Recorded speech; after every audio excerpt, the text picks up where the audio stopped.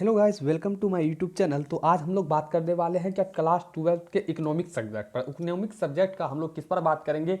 Question bank. अर्थात कहने का अर्थ यह है क्या आपका प्रीवियस ईयर में जो सवाल पूछा गया है, अर्थात 2009 से 2020-21 तक की बात करें तो वो कौन कौन सा इकोनॉमिक्स में सवाल पूछा गया है बोर्ड द्वारा, उन सभी बातों पर आज हम लोग चर्चा करेंगे। तो इतना आपको हम ऑब्जेक्टिव एक वीडियो में नहीं दे सकते हैं, तो आपको हम 2009 से और 2015 तक का जितना ऑब्जेक्टिव है उन सारे ऑब्जेक्टिव को अभी हम बताने वाले हैं। जैसे कि आपको पता है कि हम आपका थंबनेल में देखिए, क्या आपका जो क्वेश्चन बैंक में जो आंसर दिया है वो 100% कहीं ना कहीं कुछ जो है 100 में 10% गलत रहता है। तो आपको हम प्रूफ भी दिखा सकते हैं इसका, ठीक है। तो इसलिए आपको हम करेक्ट आंसर देने के लिए इस वीडियो को बनाए हैं। आई होप आपके पास अर्थशास्त्र का जो क्वेश्चन बैंक आता है इकोनॉमिक्स का होगा। अगर नहीं है तो वह ध्यानपूर्वक सुनेंगे ताकि आपको सभी आंसर का पता चल जाए। अगर आपके पास इकोनॉमिक्स का जो क्वेश्चन बैंक है वो नहीं है तो डिस्क्रिप्शन में टेलीग्राम का लिंक दिया गया है, आप उसे ज्वाइन कर लेंगे, आपको वहां इसका पीडीएफ मिल जाएगा। अगर किसी के पास है तो आप उसे प्लीज निकाल कर बैठ जाएं और आप अपना पूरा पूरा सही सही टिक लगाएं,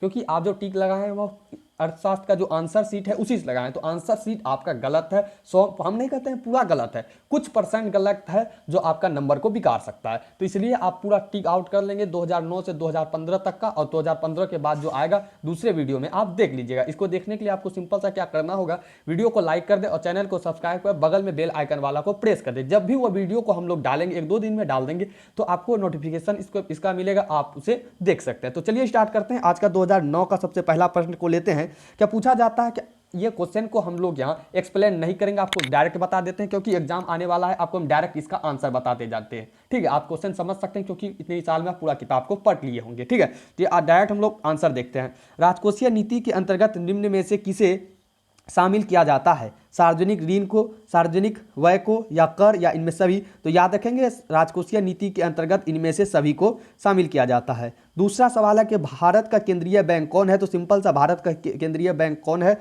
तो आपको पता होगा, भारतीय रिजर्व बैंक। तीसरे नंबर सवाल देखते हैं, निम्न में से कौन सा साख नियंत्रण की परिमाणात्मक उपाय नहीं है? तो आपको याद रखना है, इनमें से खुले बाजार की प्रक्रिया, बैंक दर, नगद कोषानुपात में परिवर्तन, ये सभी आपका क्या है? साख नियंत्रण की परिमाणात्मक उपाय है। लेकिन आपका नैतिक दबाव जो है वो साख नियंत्रण की परिमाणात्मक उपाय नहीं है।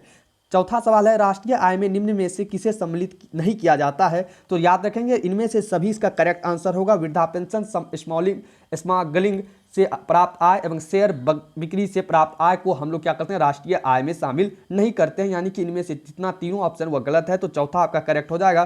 पांचवा नंबर सवाल आता है कि मुद्रा का कार्य है, तो मुद्रा का कार्य क्या है? विनिमय का माध्यम, या मूल्य का संचय में है, या मूल्य का मापक है? तो याद रखेंगे मुद्रा का कार्य जो होगा वो इनमें से सभी होगा। करेक्ट आंसर हो जाएगा, क्या हो जाएगा? 5 का डी आंसर हो जाएगा आपका पूरा पूरी सही आंसर, ठीक है।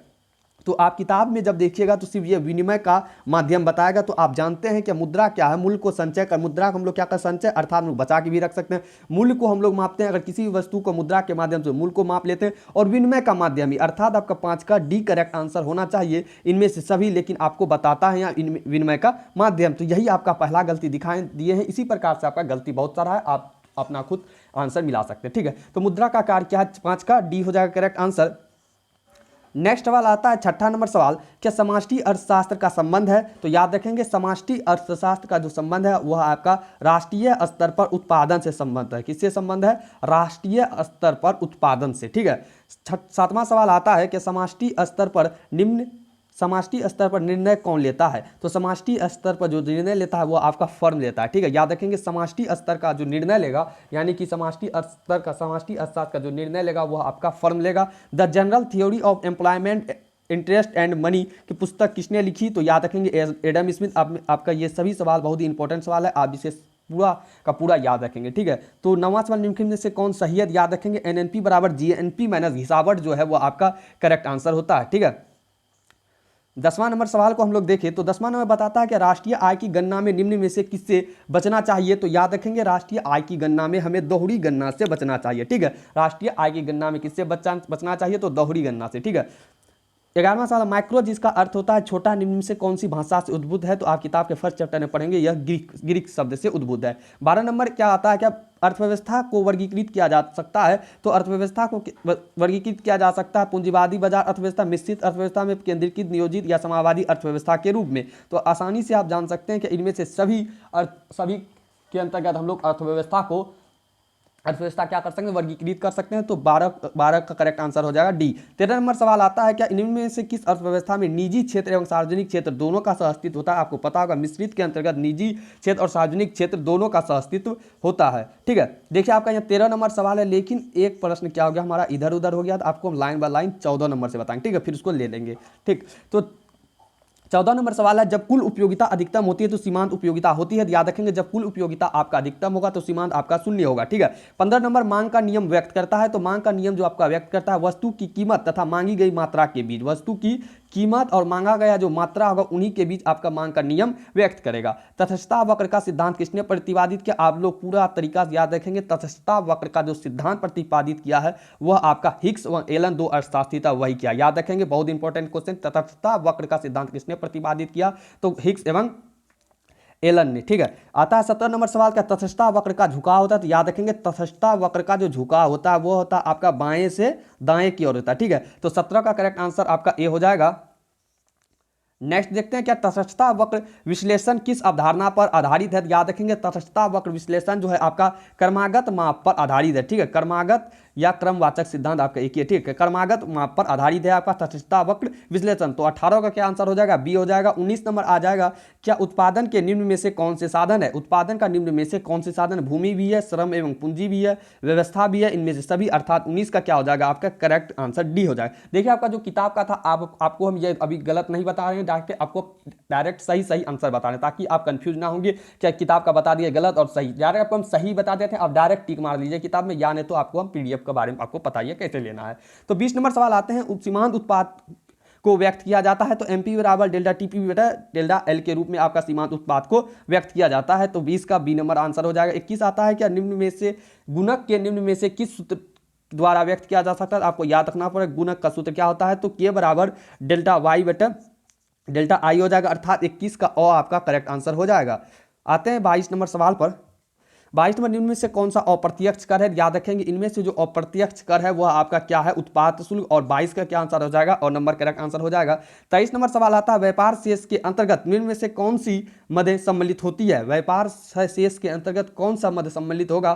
तो याद रखेंगे, व्यापार शेष के अंतर्गत आपका अदृश्य मदें सम्मिलित होगा। व्यापार क्षेत्र के अंदर व्यापार शेष के अंतर्गत आपका कौन सा मदे सम्मिलित होगा? तो अदृश्य मदे। ठीक है। 24 नंबर सवाल आता है, निम्न में से कौन सा वह एक पुल के निर्माण के दौरान उत्पन्न होता है? याद रखेंगे, पुल के निर्माण के दौरान कौन सा व्यय उत्पन्न होगा? तो वह आपका होगा राजस्व व्यय। क्या होगा? राजस्व व्यय। ठीक।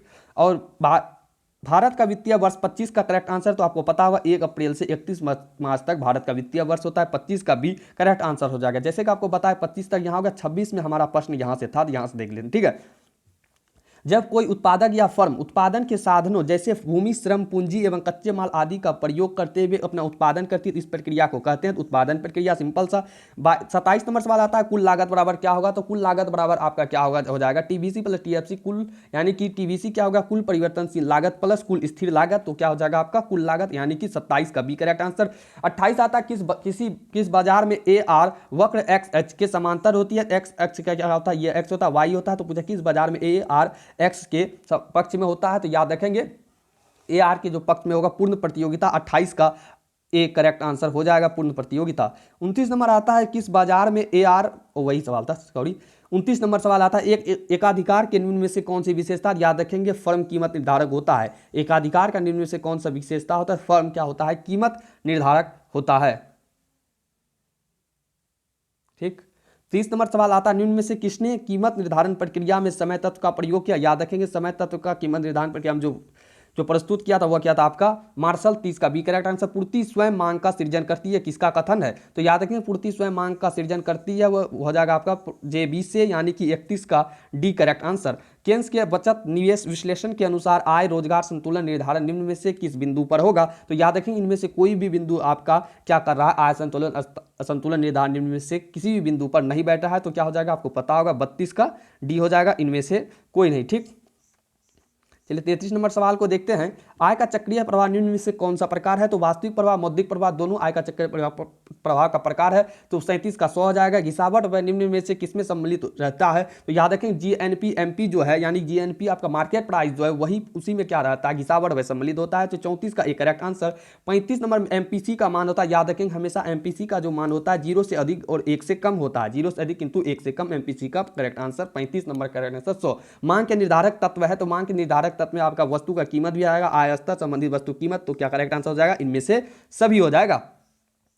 चलिए देखते हैं 37 नंबर सवाल को। क्या मांग की लोच को मापने का सूत्र निम्न में से कौन सा है? मांग की लोच को मापने कौन सा सूत्र? याद रखेंगे मांग में परिवर्तन बटे कीमत में परिवर्तन। तो आपको पता हो गया 2000 में आपका 40 सवाल पूछा गया था, 2009 में, तो 37 यहाँ हो गया। चलिए और 3 सवाल को इस साल का पूछा हुआ देख लेते हैं। तो 3 सवाल आपका यहाँ आ जाता है। फर्स्ट सवाल जिसमें 38 का क्या आता है, पूर्ति के नियम को निम्न में से कौन सा फलन प्रदर्शित करता है? तो आपका सी इसमें करेक्ट आंसर बड़ा हो जाएगा, एस बराबर एफ इंटू पी। ठीक है, 39 नंबर आता है कि निम्न में से कौन सा सही है? तो निम्न में से आपका जो सही है टीवीसी बराबर क्या है, टीसी माइनस टीएफसी, यानी कि 39 का क्या करेक्ट आंसर हो जाएगा, सी करेक्ट आंसर हो जाएगा। फिर 40 नंबर आता है किस वस्तु में मानवीय आवश्यकता की पूर्ति की क्षमता क्या कहते हैं? तो आपको पता होगा संतुष्टि कहते हैं। तो 40 का बी करेक्ट आंसर हो जाएगा। चलिए देखते हैं 2010 के प्रश्न उत्तर को भी देख ही लेते हैं। क्या मार्शल के उपयोगिता विश्लेषण किससे संबंधित है? मार्शल का उपयोगिता विश्लेषण किससे संबंधित है? तो आंसर ही का पता होगा, मार्शल से संबंधित होगा। भारत में कौन सा बैंक साख सृजन करता है? याद रखेंगे भारत में जो कौन सा बैंक साख सृजन करता है, तो व्यावसायिक बैंक साख सृजन करता है। 2 का बी करेक्ट आंसर हो जाएगा। 3 नंबर निम्न से कौन सा गुण बोधक साख नियंत्रण की विधि नहीं है? तो इनमें पूछा है कौन सा साख नियंत्रण की विधि नहीं है? तो नैतिक जो दबाव है वो आपका गुण बोधक साख नियंत्रण की विधि नहीं है। चौथा सवाल आता है कि एशियन ड्रामा का प्रतिपादन किसने किया? एशियन ड्रामा का प्रतिपादन जो किया था वह किया था आपका गुरनाल मिडल। 4 का और करेक्ट आंसर हो जाएगा।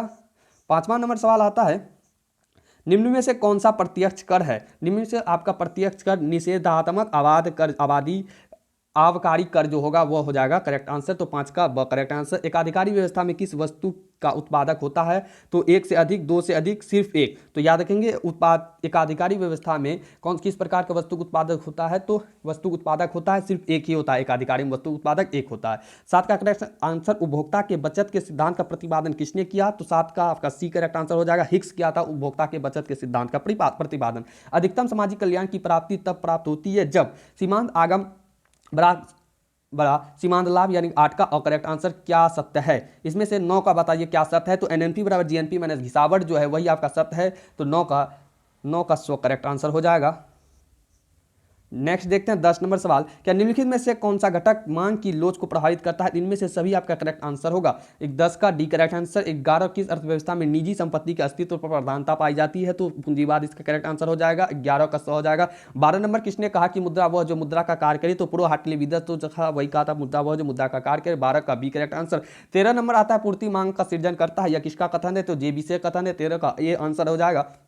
चक्रीय प्रवाह के निम्न में से कौन सा प्रकार आपको पहले बता चुके? 14 का 100 हो जाएगा। वास्तविक मौद्रिक दोनों हो जाएगा। धन का वह भाग जिसके अधिक धानोपार्जन के लिए लगाया जाता है, तो वह हो जाएगा आपका निवेश। तो 15 का 100 करेक्ट आंसर। 16 नंबर बाजार के किस व्यवस्था में मूल विभेद पाया जाता है? तो 16 का बी करेक्ट आंसर हो जाएगा। एकाधिकार में क्या होता है? मूल विभेद पाया जाता है। नेक्स्ट देखते हैं हम लोग 17 नंबर सवाल। निम्न किसने कहा अर्थव्यवस्था धन का विज्ञान है? याद रखेंगे 17 का D correct answer. Adam Smith कहा था अर्थव्यवस्था धन का विज्ञान है। 18 नंबर आते हैं किस अर्थव्यवस्था में एक फर्म संतुलन की अवस्था प्राप्त करता है? तो एमसी वक्र एमआर वक्र को नीचे से काटता है, वही करेक्ट होगा। 18 का 100 करेक्ट आंसर होगा कि एक किसी अर्थव्यवस्था फर्म संतुलन व्यवस्था को प्राप्त करता है, एमसी वक्र एम वक्र को नीचे से काटता है। 19 नंबर आता है निम्न किसके अनुसार किसी वस्तु की कीमत मांग एवं पूर्ति दोनों शक्तियों द्वारा निर्धारित होते हैं? याद रखेंगे मार्शल के द्वारा क्या होता है, किसी वस्तु की कीमत मांग एवं पूर्ति दोनों शक्तियों द्वारा निर्धारित होता है। 19 का बी करेक्ट आंसर। 20 नंबर आता है ह्रासमान प्रतिफल नियम का संचालन का मुख्य कारण क्या है? साधन से भी सीमित साधनों का पूर्ण प्रतिस्थापन होना,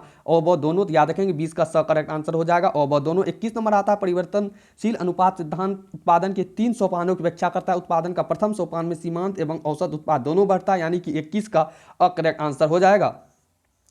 आते हैं 22 नंबर सवाल पर। 22 नंबर सवाल है हमारा कि राष्ट्रीय आय की गणना निम्न में से किस विधि के द्वारा किया? उत्पाद विधि, आय विधि, व्यय विधि, यानी कि करेक्ट आंसर 22 का डी हो जाएगा। वित्तीय वर्ष कौन सा है? 1 अप्रैल से 31 मार्च, आपको पहले ही बता चुके हैं। 24 नंबर सरकार के राजस्व के अंतर्गत कौन सा कर शामिल है? तो निगम कर जो है सरकार के राजस्व के अंतर्गत शामिल है, तो 24 का बी करेक्ट आंसर हो जाएगा। 25 आता है एक व्यावसायिक बैंक का तलपट कितने भागों में बटा गया है? एक व्यवसायिक 25 आता है एक व्यवसायिक बैंक का तलपट कितने भागों में बटा है? तो 2 भागों में बटा है, 25 का बी करेक्ट आंसर। 26 नंबर निम्नलिखित की अर्थव्यवस्था में कीमत एवं नियोजित तंत्र मिलकर केंद्रीय समस्या का समाधान करता है। तो याद रखें कीमत एवं नियोजित तंत्र मिलकर, अर्थव्यवस्था में कीमत एवं नियोजित तंत्र मिलकर जो समस्या का समाधान करेगा वह हो जाएगा 26 का 100 करेक्ट आंसर पूंजीवादी अर्थव्यवस्था में। 27 नंबर आता है क्या किसी बाजार में ARX, आपको पहले बता चुके हैं, क्या किसी बाजार में जो AR वक्र XH के समांतर होगी वह पूर्ण प्रतियोगिता के अंतर होगी? 27 का बी करेक्ट आंसर हो जाएगा।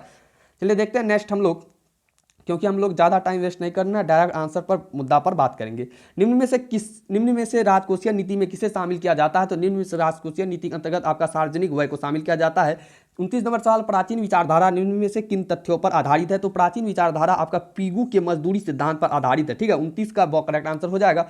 30 नंबर सवाल आता है उत्पादन की वृद्धि के साथ साथ कुल लागत एवं कुल स्थिर लागत का अंतर क्या होता है? बढ़ता है, ठीक है। 30 नंबर का आंसर हो जाएगा करेक्ट आंसर। यह आता है आपका 31 नंबर सवाल, जो अब इस तरीका का सवाल नहीं पूछता, तो आपको बता देते हैं मुद्रास्फीति का संबंध किससे हो जाएगा? सार्वजनिक व्यय में कमी से, प्रभावपूर्ण मांग का रोजगार से, नक्शमंग कमेटी का बैंकिंग सुधार से, और न्यून मांग का बैंक दर में कमी से, ठीक है। इस प्रकार का सवाल अभी नहीं आ रहा है, तो इस पर ज्यादा ध्यान नहीं देना है। 35 नंबर सवाल को देखते हैं हम लोग। पहले हम लोग कितना देखे थे? अभी 34 तक देखे थे ना, 35 को देखना, 40 हो जाएगा। हम लोग किसके बाद चलें? 2009, 10, 11 चलेंगे, ठीक है। उदासीन वक्र विश्लेषण का प्रतिपादन किसके द्वारा किया गया? हिक्स एवं एलन के द्वारा। 35 का करेक्ट आंसर। 36 आता है उदासीन वक्र की ढाल होती है, याद रखेंगे उदासीन वक्र की ढाल होती है दाएं से बाएं, बाएं से दाएं, दोनों तरफ होती है, अर्थात और दोनों। 36 का करेक्ट आंसर आ जाता है स्टेट बैंक ऑफ इंडिया का पहला नाम क्या था? State bank of India. 37 number का करेक्ट आंसर इंपीरियल बैंक था। और स्टेट बैंक ऑफ इंडिया का स्थापना कब हुआ था? तो 1935 ईस्वी में हुआ था। और इसका पहला नाम क्या था स्टेट बैंक ऑफ इंडिया का? तो इंपीरियल बैंक था। 37 का ए करेक्ट आंसर हो जाएगा। 38 नंबर की बात करें, निम्नलिखित में से किस क्षेत्र भारत का राष्ट्रीय आय में अधिकतम सहयोग देता है? तो आपको पता होगा कृषि क्षेत्र जो है भारत के राष्ट्रीय आय में अधिकतम सहयोग देता है। तो 38 का क्या आंसर हो जाएगा? सी हो जाएगा। 39 में भारतीय रिजर्व बैंक का राष्ट्रीयकरण कब किया गया? तो भारतीय रिजर्व बैंक का राष्ट्रीयकरण 1949 में किया गया। 39 का डी करेक्ट आंसर हो जाएगा। देश के कितने राज्य वित्त निगम है? तो देश का में कितना राज्य जो है वित्त निगम है? तो 18 है। 18 का अकरेक्ट और 40 का अकरेक्ट आंसर हो जाएगा। आते हैं हम लोग नेक्स्ट पर। अब 2011 के प्रश्न उत्तर पत्र। अभी तक आप लोग वीडियो देख लें, वीडियो को अवश्य लाइक कर दें, क्योंकि एक वीडियो बनाने में बहुत ही मेहनत लगती है, आपको पता होगा इस बात को, ठीक है। तो वीडियो अब जरूर लाइक कर दें, कमेंट कर दें क्या वीडियो आपको कैसी लगी, ठीक है। तो आप इसे 1 या 2 दिन में भी देख सकते हैं, अगर देखने के मन से पूरा भी देख सकते हैं, क्योंकि वीडियो थोड़ी लंबी बनेगी, ठीक है। चलिए स्टार्ट करते हैं हम लोग। 2011 का पूछा गया सवाल को, इसमें आपको 25 सवाल 2011 पूछा गया था, 25 ऑब्जेक्टिव, ठीक है।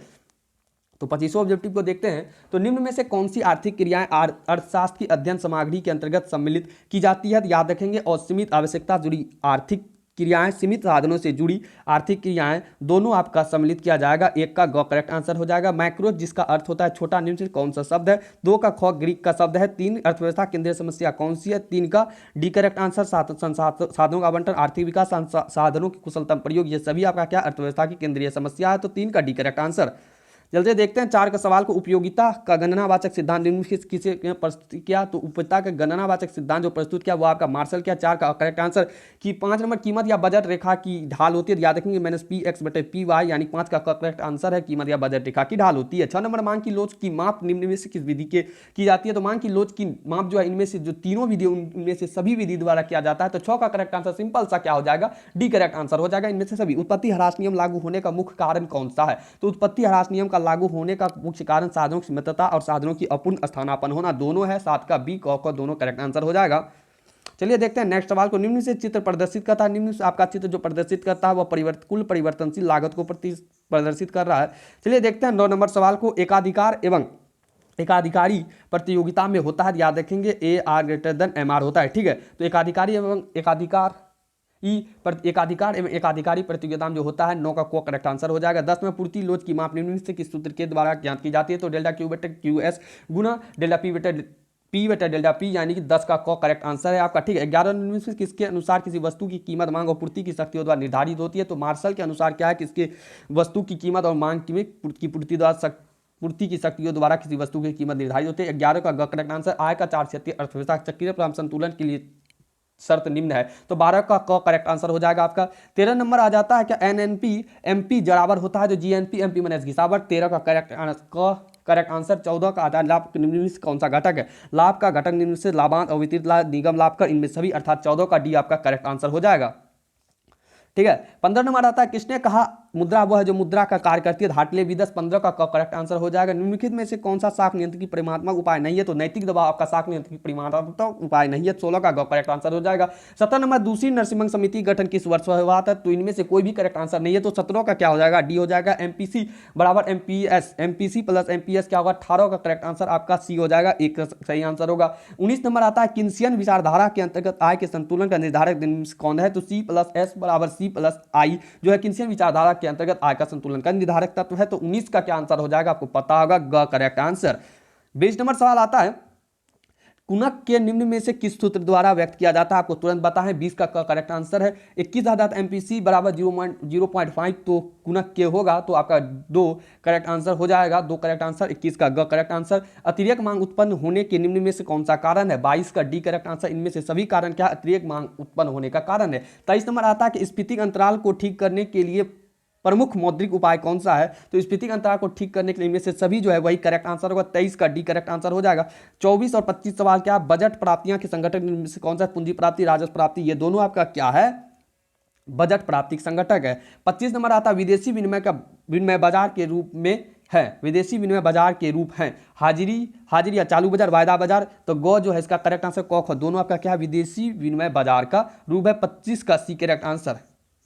चलिए आगे हम लोग 2012 के प्रश्न उत्तर को देखते हैं। 2012 पर आ चुके हैं 12, 13, 14, 15, इसके बाद 3 साल का और बचा है, उसे भी हम लोग अभी ही देख लेंगे। फर्स्ट सवाल आता है कि सबसे पहले माइक्रो शब्द का प्रयोग करने वाला कौन है, तो मार्शल है, 1 का और करेक्ट आंसर आ जाएगा। 2 नंबर पूंजीवादी अर्थव्यवस्था में केंद्रीय समस्या का समाधान होता है, तो पूंजीवादी अर्थव्यवस्था में पूंजीपति द्वारा भी होगा। 2 का डी करेक्ट आंसर आ जाता है। 3 नंबर सवाल आता है उत्पादन संभावना वक्र अक्ष की ओर उन्नतोदर होता है, उत्पादन संभावना अक्ष की उन्नतोदर होता है, याद रखेंगे। 3 का ख जो है वही करेक्ट आंसर है। 4 उपयोगिता क्रमवाचक आपको पहले बता हिग्स एलंग। 4 का स करेक्ट आंसर। वस्तु की उपयोगिता पूर्ति की क्षमता कहते हैं उपयोगिता कहते हैं। 5 का ब करेक्ट आंसर। सीमांत उपयोगिता ह्रास नियम के प्रतिपादक गोसेन है। 6 का ए करेक्ट आंसर। काफी के मूल्य की वृद्धि होने से चाय की मांग क्या होती है, बढ़ जाती है, तो 7 का करेक्ट आंसर क्या हो जाएगा, हो जाएगी। 8 का आंसर की बात करें तो उपभोक्ता का संतुलन उस बिंदु पर होता है जहां सीमांत आगम बराबर आपका मूल्य रहता है, यानी कि 8 का करेक्ट आंसर। निम्न में से किसके द्वारा मूल्य मांग की लोच मापी जाती है, तो मूल्य में परिवर्तन और मांग में परिवर्तन के द्वारा किसी वस्तु की मूल्य मांग की लोच मापी जाती है। 9 का ब करेक्ट आंसर। अति अल्पकाल में पूर्ति होगी, तो अति अल्पकाल में आपका पूर्ति क्या होगा, 10 का करेक्ट आंसर बताइएगा। क्या अति अल्पकाल में पूर्ति क्या होगा, पूर्णतः लोचदार होगा, पूर्णतः बेलोचदार होगा, लोचदार होगा, इनमें से कोई नहीं होगा। इस क्वेश्चन में हमको भी कंफ्यूज था, तो आप इससे हम लोग कमेंट में आप लोग अवश्य बता दीजिएगा, नहीं तो हम टेलीग्राम में इसका 1 से 2 दिन में आंसर डाल देंगे। ठीक है, आता है 11 नंबर सवाल परिवर्तनशील अनुपातों का नियम संबंधित है, तो परिवर्तनशील अनुपात का नियम संबंधित है आपका दीर्घकाल से। 11 का बी करेक्ट आंसर। 12 नंबर सवाल आता है निम्न से कौन सा कथन सही है, तो निम्न में से कौन सा कथन क्या पूछ रहा है, सही है, तो औसत आगम बराबर कुल स्थिर लागत प्लस औसत परिवर्तनशील लागत। औसत लागत बराबर औसत स्थिर लागत प्लस कुल परिवर्तनशील लागत। ठीक है, तो इसका जो करेक्ट आंसर हो जाएगा वो आपका हो जाएगा 12 का 100 करेक्ट आंसर हो जाएगा। पूर्ण प्रतियोगिता में होता है तो औसत आय बराबर सीमांत आय होता है। ठीक है, पूर्ण प्रतियोगिता में क्या होता है, औसत आय बराबर सीमांत आय होता है, अर्थात AR बराबर MR होता है। 13 का करेक्ट आंसर। 14 नंबर सवाल आता है एकाधिकृत प्रतियोगिता की धारणा को दिया है, तो एकाधिकृत प्रतियोगिता की धारणा जो दिया है वो आपका चेम्बरलिन ने दिया है। 14 का ब करेक्ट आंसर हो जाएगा। आते हैं 15 नंबर सवाल रोजगार सिद्धांत का संबंध है, रोजगार सिद्धांत का संबंध है आपका वो समष्टि अर्थशास्त्र से। 15 का 100 करेक्ट आंसर। 16 चक्रीय प्रभाव में शामिल होता है, वास्तविक मौद्रिक दोनों। 16 का सी करेक्ट आंसर आ जाएगा। निम्नलिखित कौन सा कथन सही है, तो निम्नलिखित आपका 100 नंबर करेक्ट जो है कथन सही है, यानी कि 17 का सी करेक्ट आंसर है। निम्नलिखित में से कथन सही है, निम्नलिखित में से 18 का ए जो आपका कथन है और जो पहला है वही हो जाएगा, सीमांत उपभोग प्रवृत्ति प्लस सीमांत बचत प्रवृत्ति बराबर 0। 18 का एक करेक्ट आंसर। गुणक को गुणक व्यक्त करने का सूत्र है, आपको कितना बार बता चुके हैं अभी। 19 का ब करेक्ट आंसर। करेंसी जमा अनुपात है। करेंसी जमा अनुपात क्या है? लोगों द्वारा करेंसी में धारित मुद्रा बैंक जमा के रूप में धारित मुद्रा। लोगों द्वारा करेंसी में धारित मुद्रा बैंक जमा के रूप में धारित मुद्रा। लोगों द्वारा करेंसी में धारित मुद्रा बैंक जमा के रूप में धारित मुद्रा। लोगों द्वारा करेंसी में धारित मुद्रा बैंक जमा के रूप में धारित मुद्रा। तो लोगों द्वारा करेंसी में धारित मुद्रा बैंक जमा के रूप में धारित मुद्रा। लोगों द्वारा करेंसी में धारित मुद्रा, तो आपका जो है 20 का ब करेक्ट आंसर है। 21 आता है मुद्रा का कार्य है, तो मुद्रा का कार्य विनिमय का माध्यम, मूल्य का मापक, मूल्य का संचय, इनमें से सभी आपका मुद्रा का कार्य है। 22 नंबर सवाल आता है भारत का केंद्रीय बैंक कौन है? तो सिंपल सा 22 का स करेक्ट भारतीय रिजर्व बैंक। 23 राजकोषीय नीति में शामिल है, तो आपका 23 का डी करेक्ट आंसर हो जाएगा। 24 नंबर की बात करें तो विदेशी विनिमय दर का निर्धारण होता है, तो विदेशी विनिमय दर का जो निर्धारण होता है सरकार द्वारा, विश्व बैंक द्वारा, मांग एवं पूर्ति द्वारा आपका विदेशी विनिमय दर का निर्धारण होता है, तो 24 का करेक्ट आंसर डी हो जाएगा। 25 नंबर अनुकूल भुगतान संतुलन विनिमय दर में कमी लाता है। अनुकूल भुगतान संतुलन क्या करेगा? विनिमय दर में कमी लाएगा। गलत है ये बात या सही है? तो आपको पता होगा कि अनुकूल भुगतान संतुलन क्या करेगा? विनिमय दर में कमी लाएगा। नहीं, ऐसा तो नहीं हो सकता है। तो सही क्या हो जाएगा आपका? अनुकूल भुगतान संतुलन विनिमय दर में कमी क्या सही हो जाएगा इसमें? तो आप हमें कमेंट में अवश्य बताएंगे, ठीक है। तो नहीं तो आपको हम बता ही देंगे, टेलीग्राम पर पूछ लीजिएगा, आपको बता देंगे, ठीक। आ जाते हैं हम लोग 2013 का प्रश्न उत्तर पर। तो 2000 व्यष्टि अर्थशास्त्र का अध्ययन है, तो राष्ट्रीय आय का, राष्ट्रीय उत्पादन का, एक विशिष्ट फर्म का, इनमें से सभी बताइए। व्यष्टि अर्थशास्त्र आपका क्या है? ये आपका करेक्ट आंसर नहीं है, ठीक है। व्यष्टि अर्थशास्त्र का अध्ययन है, तो एक विशिष्ट फर्म का आपका व्यष्टि अर्थशास्त्र अध्ययन करता है। 1 का स करेक्ट आंसर है आपका, ठीक है। याद रखें ये आपका किताब का टिक मारा हुआ है, जो कि गलत है। आपको फिर हम दिखा दे सवाल, इसी प्रकार से बहुत सवाल आपको हम दिखाते नहीं, हम डायरेक्ट निकल जाते हैं, ठीक है। 2 नंबर आ जाता है 1 का अकरेक्ट आंसर, 1 का 100 करेक्ट आंसर, ठीक है।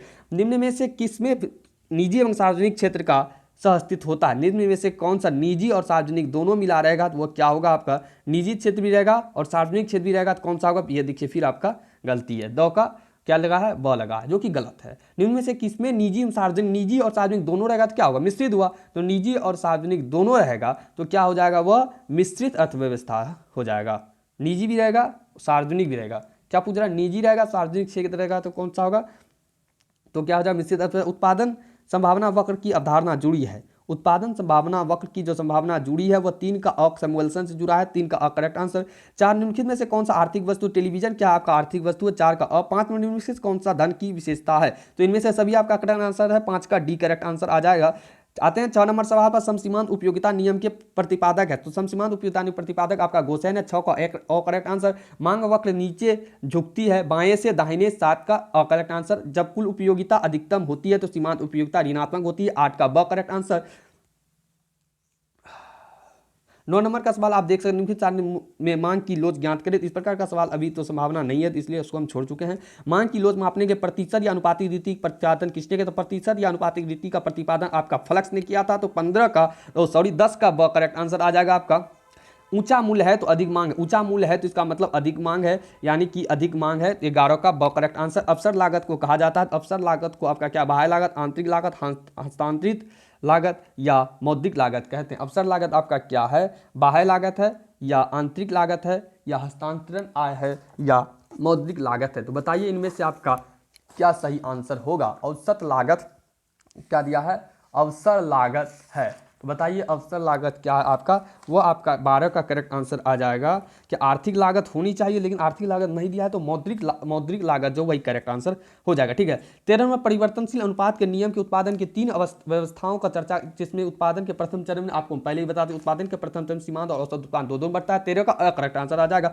14 नंबर वस्तु की पूर्ति के निर्धारक तत्व कौन है? वस्तु की पूर्ति के निर्धारक तत्व कौन है? तो इनमें से सभी करेक्ट आंसर हो जाएगा। 14 का द करेक्ट आंसर है, यानी वस्तु कीमत, स्थान वस्तु की उत्पादन साधन कीमत, ये सभी आपका क्या? 14 का the correct answer. 15 number ES बराबर 0 का अर्थ क्या है? तो याद रखेंगे 15 का करेक्ट आंसर पूर्णतः लोचदार होता है। ES बराबर 0 क्या है आपका? इसका अर्थ क्या है? पूर्ति की लोच क्या है? पूर्णतः लोचदार होगा। 15 का करेक्ट आंसर। देखिए 16 नंबर सवाल आता है, क्या अल्पकालीन औसत लागत वक्र का समांतर होता है? तो यू आकार का होता है, ठीक है। 16 का बी करेक्ट आंसर आ जाता है। 17 औसत आय है तो डेल्टा TR बटे डेल्टा Q, यानी 17 का 100 करेक्ट आंसर है। 18 प्रत्येक बाजार दशा में एक फर्म के संतुलन के लिए कौन सी शर्त पूरी होनी आवश्यक है? तो बहुत दोनों है, यानी सीमांत आय और सीमांत लागत बराबर होनी चाहिए। सीमांत लागत सीमांत आय को वक्र को नीचे से काटे, यानी कि 18 का द करेक्ट आंसर है। 19 नंबर आता है कि रिकार्डो के अनुसार पूर्ण प्रतियोगिता के मूल्य निर्धारण होता है उपयोगिता द्वारा। रिकार्ड के अनुसार क्या करता है, मूल्य का जो निर्धारण होगा किसके द्वारा होगा, उपयोगिता द्वारा। 19 का डी करेक्ट आंसर आ जाएगा आपका।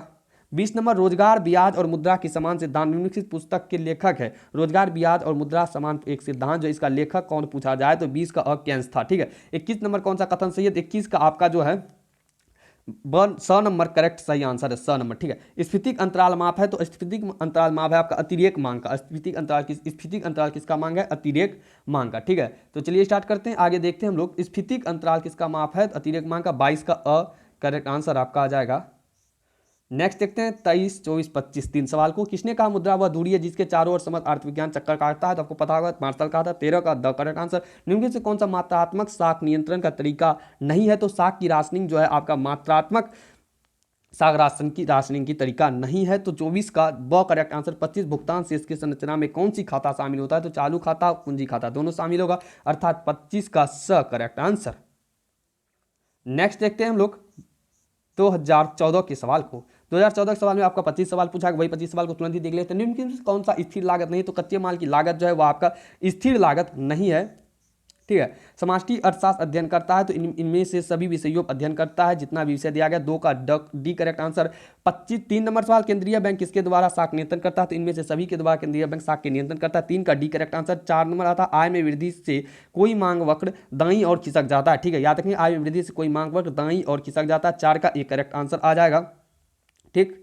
आते हैं 5 नंबर सवाल पर। एक लंबवत मांग वक्र का अर्थ है कि यह आवश्यकता है, वस्तु आवश्यक आवश्यकता। एक लंबवत मांग वक्र का अर्थ है कि वस्तु आवश्यक आवश्यकता है। 5 का करेक्ट आंसर। 6 नंबर उपभोक्ता संतुलन के लिए वस्तु की सीमांत उपयोगिता बराबर मूल्य होनी चाहिए। 6 का बी करेक्ट आंसर। 7 में निम्नलिखित में कौन सा अर्थव्यवस्था की केंद्रीय समस्या नहीं है, तो विदेशी व्यापार कैसे बढ़े, यह अर्थव्यवस्था क्या केंद्रीय समस्या नहीं है। 7 का क्या आंसर आ जाएगा आपका, बी करेक्ट आंसर हो जाए। 8 नंबर समसीमांत उपयोगिता नियम को कहते हैं, तो ये भी दोनों आपका समसीमांत उपयोगिता के नियम कहते हैं। गोसेन का दूसरा नियम और प्रतिस्थापन का नियम क्या है, आपका समसीमांत उपयोगिता नियम को ही हम लोग कहते हैं। 9 नंबर सवाल आता है, यदि किसी वस्तु के मूल्य में मांग की लोच EP/5 है, तो वस्तु मांग क्या होगा। 9 का एक करेक्ट आंसर लोचदार होगा। निम्न में कौन सा मांग की लोच मापने की विधि नहीं है, तो आय प्रणाली मांग की लोच मापने विधि नहीं है, तो 10 का क्या आंसर हो जाएगा, बी हो जाएगा। 11 आता है क्या केंद्र से निकली गई सीधी पूर्ति रेखा की लोच क्या होगी, इकाई से कम होगी। 11 का ए आ जाएगा आपका करेक्ट आंसर।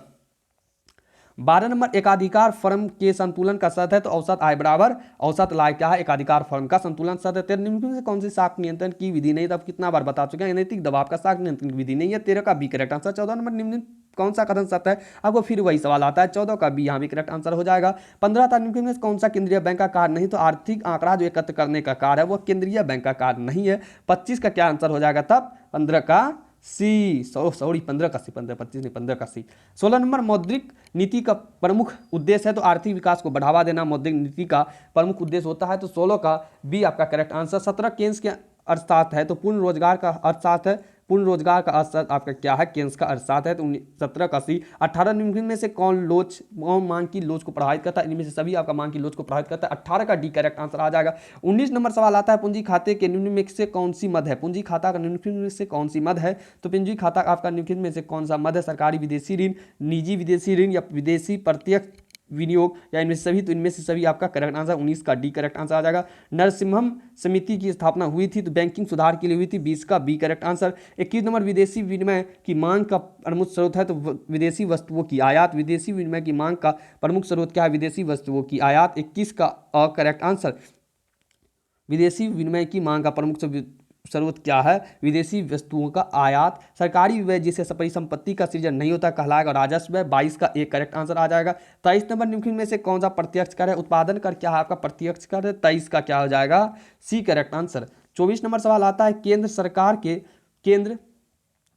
के कर राजस्व के अंतर्गत निम्नलिखित में से कौन सी शामिल नहीं है, तो आयकर, सीमा शुल्क या निगम कर या उत्पादन शुल्क, तो 24 का एक निगम कर आ जाएगा। 25 निम्नलिखित में से कौन सी आर्थिक मंदी की स्थिति का लक्षण नहीं है, तो 25 का डी। इनमें से सभी जो है वही आपका करेक्ट आंसर 25 का डी। देखिए आपका यहाँ क्या हुआ है, अब हम लोग आने वाले थे कितना नंबर के सवाल पर आने वाले थे, हम लोग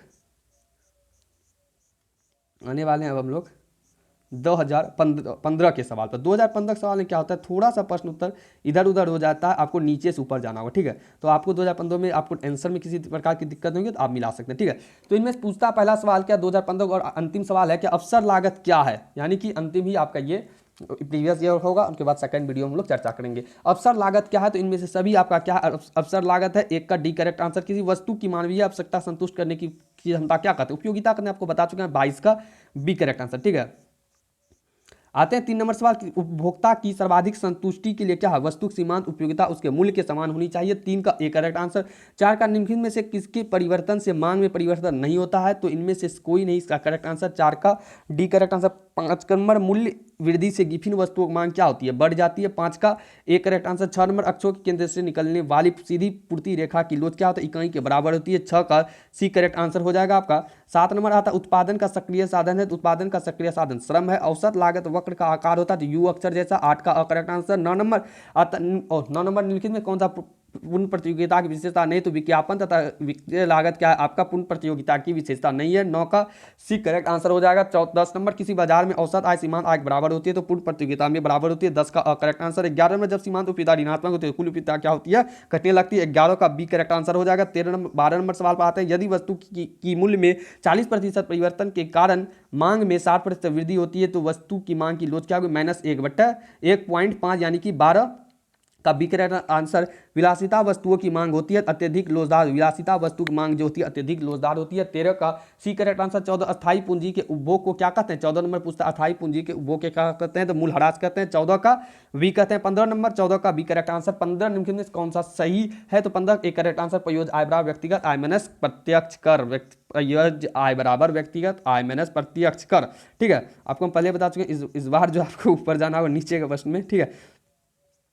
चलिए अब देखते हैं हम लोग 29 नंबर सवाल, एक चतुक्षेत्रीय या खुली अर्थव्यवस्था में संतुलन की शर्त क्या है, इनमें से सभी। 29 का डी करेक्ट आंसर। यदि किसी वस्तु की विदेशों से प्राप्त निवल आय ऋणात्मक है, तो 30 का बी आपका करेक्ट आंसर हो जाएगा। 31 नंबर, मार्शल के अनुसार किसी वस्तु की उपयोगिता है तो मुद्रा के रूप में उपयोगिता को मापा जा सकता है, मार्शल के अनुसार, 31 का एक करेक्ट आंसर आ जाएगा। 32 नंबर सवाल आता है, क्या निम्नलिखित में से कौन सी सीमांत उपयोगिता ह्रास नियम का अपवाद नहीं है, तो ह्रास नियम का अपवाद आपका रोटी तथा दूध नहीं है, तो 32 का डी करेक्ट आंसर। एक ऋजु रेखी मांग वक्र के मध्य बिंदु पर मांग की लोच क्या होती है, शून्य होती है, ठीक है। 33 का अकरेक्ट आंसर, एक करेक्ट आंसर। एक पूर्णतया बेलोचदार मांग वक्र, एक पूर्णतया बेलोचदार मांग वक्र वाई एक्स के समांतर होती है, तो 34 का एक करेक्ट आंसर। 35, उत्पादन के सभी संसाधनों में एक ही अनुपात में वृद्धि के परिणामस्वरूप उत्पादन में अधिक अनुपात में वृद्धि हो जाती है, क्या कहते हैं, तो वर्धमान पैमाने का प्रतिफल कहेंगे, 35 का सी करेक्ट आंसर।